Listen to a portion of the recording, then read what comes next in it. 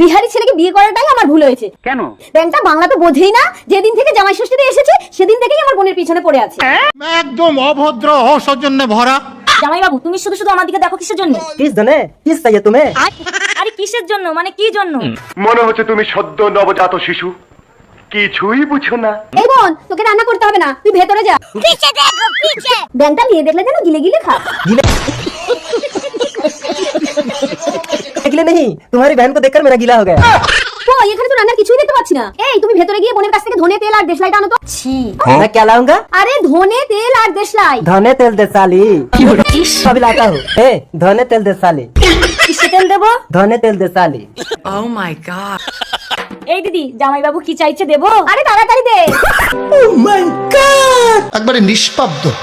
ধনে তেল দেশলাইটা আনতে এত সময় লাগে? এই দিদি, আমার না ভয় করছে, তুই একটু তেলটা লাগিয়ে দিবি। এই তুই কোথায় তেল লাগাবি? জামাই বাবু তো বললো ধনে তেল দেশালি।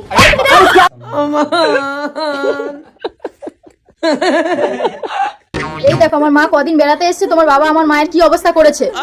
দেখি বাবা, বিষয়টা একটু ব্যাখ্যা করবেন? কেসটা তুমি ধরেই ফেলেছো। কি রে খোকা, কি হয়েছে?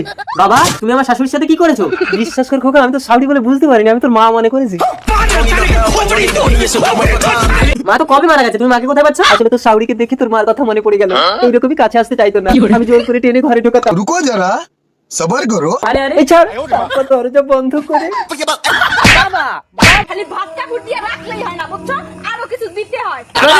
বলে দিলাম, এই বয়সে আমার মায়ের যদি কোনো ভাই বোন হয় তোমাকেই দেখতে হবে বলে দিচ্ছি। বাবা, সঠিক বলেছেন।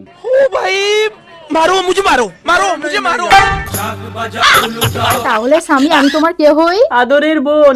কথা কি ক্লিয়ার না ভেজাল আছে?